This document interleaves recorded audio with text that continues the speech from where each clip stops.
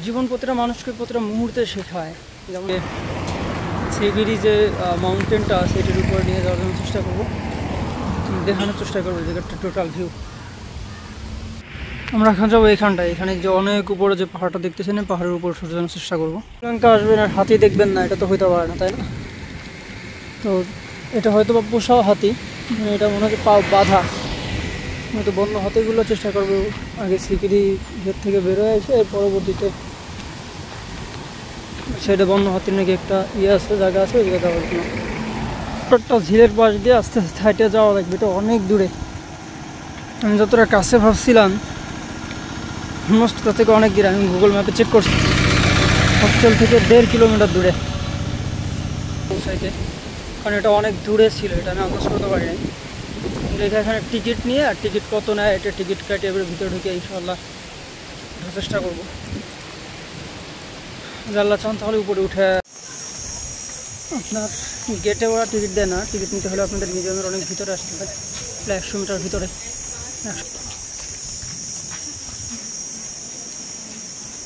How much per person?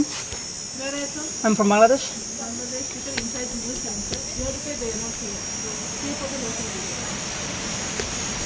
আচ্ছা, এখানে আবার কাউন্টার দুইটা, দুই কাউন্টারে এই জায়গা থেকে লোকালদের দেয়, আর ভিতরে যাইতে হবে আমার বাংলাদেশি যে পরে না টিকিট আরও ভিতরে যাইতে হবে।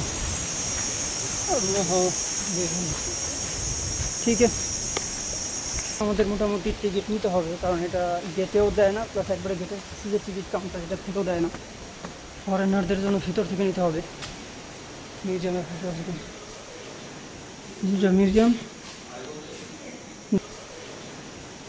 Museum ma'am, video is allowed? Yeah? Okay. Yeah, obviously I have passport. Ticket office is over there, 10 left side. Sorry? Over there, 10 left side. ভিতরে টিকিট কাউন্টার কত নেয়? Entry ticket, how much is that? How much is? I need entry ticket in Syria. Passport, yeah. मैं idea क्या है? मैं बोल रहा हूँ Sri Lankan rupee. How much is Sri Lankan rupee? Sorry? 6,100.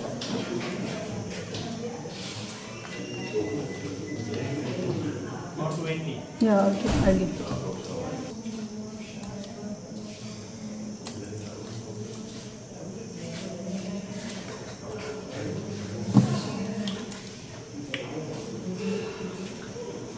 কি হিসেবে দেখছিলাম জানাই, এখান থেকে বের হয়ে এরপরে ইনশাআল্লাহ ট্রাই করবো এটা ডলার থেকে কনভার্ট করার জন্য, যে এক্স্যাক্টলি কত ছিল আমাদের ডলার রেটটা। শ্রীলঙ্কানে সব জায়গা প্রায় কাছাকাছি ডলারই দেয়। এবার ভিতরে ঢুকবো, এটা হবে আপনার এন্ট্রি পয়েন্ট। এন্ট্রি জায়গা মোটামুটি ভালোই সিরিয়াল আছে, যেটা দেখতে ছোট্ট একটা ব্রিজ পার হয়ে সিঁড়িটার দিকে যেতে হয়। সিঁড়ি ওটা প্রথম সিঁড়ি, মনে হয় যেটা ভাগ ভাগ করে একটা সিস্টেম করে বানানো আছে, এত উপরে একটা মানুষের পক্ষ। এটা মনে হয় ঝিল টাইপের বা পুকুর টাইপের ছিল, যেটা এখন ধ্বংসপ্রায়। প্লাস এখানে প্রত্যন্ত ঢোকার পরে সর্বপ্রথম ভিউ হবে আপনাদের এটা, অসাধারণ, খুব মারাত্মক অবস্থা। এই জায়গায় ট্যুরিস্টদের সবারই ছবি তোলার জন্য পেশানি, কারণ দেশের মূল চালিকা শক্তি যেহেতু ট্যুরিস্ট, যার জন্য এটার পিছনে টাকা খরচ করাটাই স্বাভাবিক।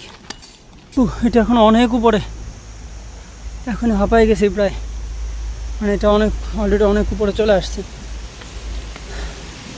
তবে মাঝে মাঝে এই মানুষগুলোকে দেখে খুব সাহস পাই দিয়েছি যে আসলে এরকম মানুষও যদি এই জায়গায় ওঠার সাহস করতে পারে, তাহলে আমি তো সুস্থ সবল। গাছের ভিতরে দিয়ে হালকা বাতাস আছে, যার জন্য একটু কষ্টটা কম হইতেছে।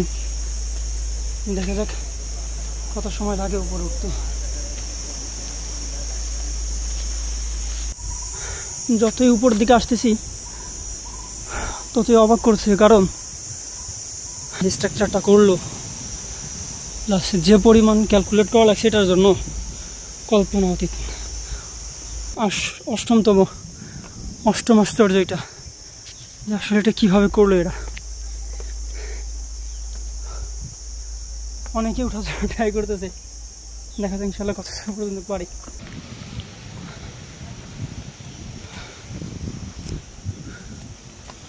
যে গাড়ি সাধারণ পাবলিক এখানে অনেক গাড়িতে আসার অপশন নেই। আবার হাঁপাও গেছি, এটা অনেক উঁচু দেখি, তবে খুব সুন্দর বাতাস আছে, এই জিনিসটা খুব কষ্টটা কিছু হইলেও লাঘব করতেছে। একটু ঢালাই করে দিছে, খুব সুন্দর উপরে সিঁড়ি দিয়ে উঠতে হবে, আমার অনেক সময় লাগবে এখানে উঠতে। আর যদি উপরে উঠি তাহলে তো পুরো আসমানের মাত্র অর্ধেক আসছি, তাতে ভিউ এই অবস্থা। উপরে ওঠার পরে দেখা সিংহের পাত্রে আরো খেয়াল করা যাচ্ছে।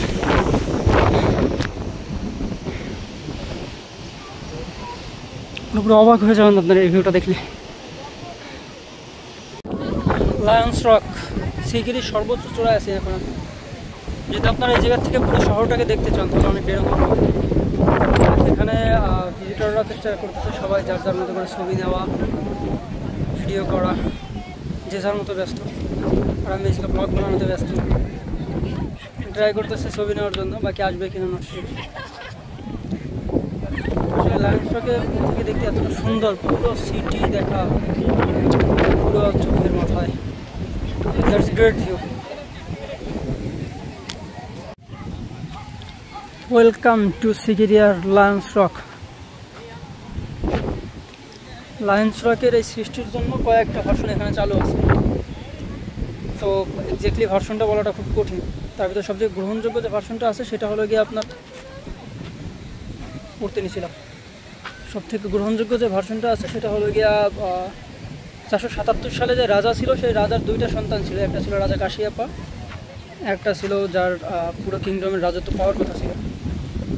কাশিয়াপার মূলত রাজত্ব পাওয়ার কথা ছিল না, কারণ হয়তো মানে এই জায়গার যে রাজার রাজত্ব পরিবার ছিল লায়ন্স ফ্যামিলি থেকে ছিল না, কিংস ফ্যামিলি থেকে ছিল না, যার জন্য রাজা কাশিয়াপার পুরো শাসন ব্যবস্থাটা নেওয়ার কথা ছিল না। কিন্তু রাজা কাশিয়াপা যুদ্ধ করা যে সন্তানের এটা পাওয়ার কথা ছিল তার বিরুদ্ধে যুদ্ধ করে পুরো শ্রীলঙ্কার রাজত্বটা নিয়ে নেয়, এবং সেই রাজধানী যে সময় এই শ্রীলঙ্কার রাজত্বটা নিয়ে নেয় সেই সময় তার যে ভাই ছিল যার রাজত্ব পাওয়ার কথা ছিল সে ইন্ডিয়া চলে যায়। পরবর্তীতে সে রাজধানীটাকে চেঞ্জ করে রাজধানী থেকে এখানে নিয়ে আসে, অর্থাৎ সিকিরিতে নিয়ে আসে, কারণ তার কাছে মনে হয়েছিল সিকিরি থেকে শ্রীলঙ্কা কন্ট্রোল করা খুব সহজ। এবং সে এই সিকিরি থেকে পরবর্তী 15 বছর পুরো শ্রীলঙ্কা শাসন করে, এবং 15 বছর পরে যে সন্তানের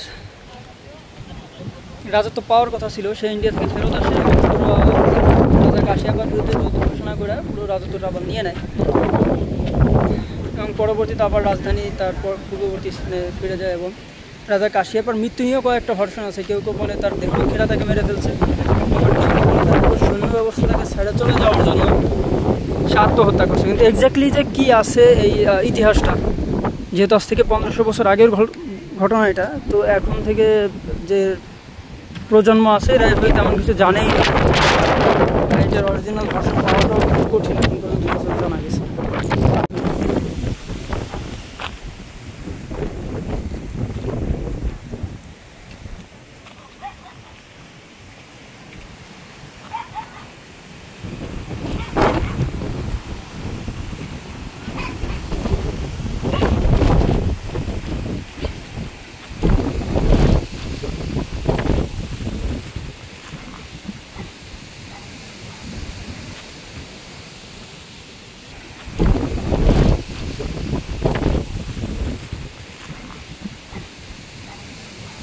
উঠছি ওই সাইডে যে রোডটা ছিল সেই রোডটা এখান থেকে দেখা গেছে, যদি এটা পুরো রাস্তা দিয়ে অলমোস্ট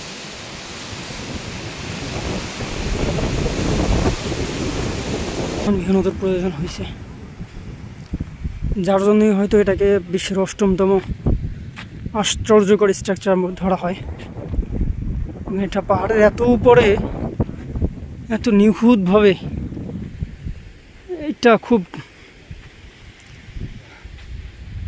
অবাক হয়ে গেলাম, ছোট ছোট বাচ্চারা এদিকে কীভাবে উঠতেছে এত উপরে।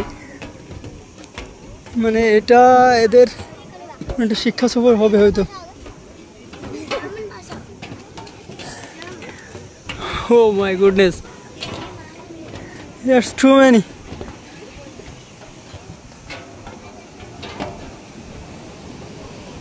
But এনারা মানে রং সাইড দিয়ে উঠতেছে, আমাদের ওঠার কথা ছিল ওই পাশ দিয়ে, আমরা ভুলবশত এই বাড়ি দিয়ে উঠতেছে।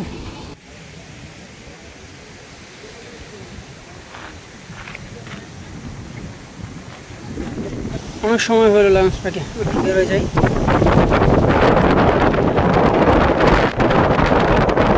প্রায় 7 তলা সমান উঁচু। এইখানে উঠার জন্য যারাই আসবেন মেন্টালি প্রিপারেশন নিয়ে আসবেন, কারণ এটা অনেক উঁচুতে অবস্থিত।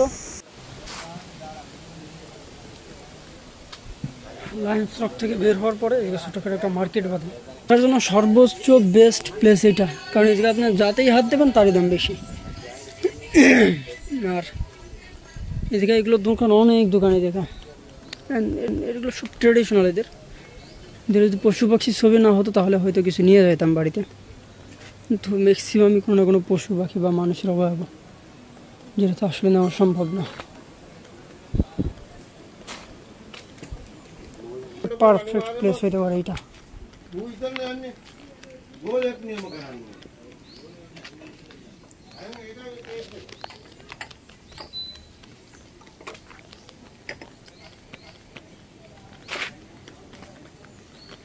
ঘুরবো না, বেরো যাবো। 100 বছর আগে যে সময় এই জায়গা রাজার শাসন ছিল, রাজার, আমার মনে হয় সেই সময়কার গেট এটা, এটা দেখুন এন্ট্রি ছিল, এই জায়গায় বড় ধরনের কোনো গেট টেট ছিল এরকম মনে হচ্ছে, এটা স্ট্রাকচার এভাবে।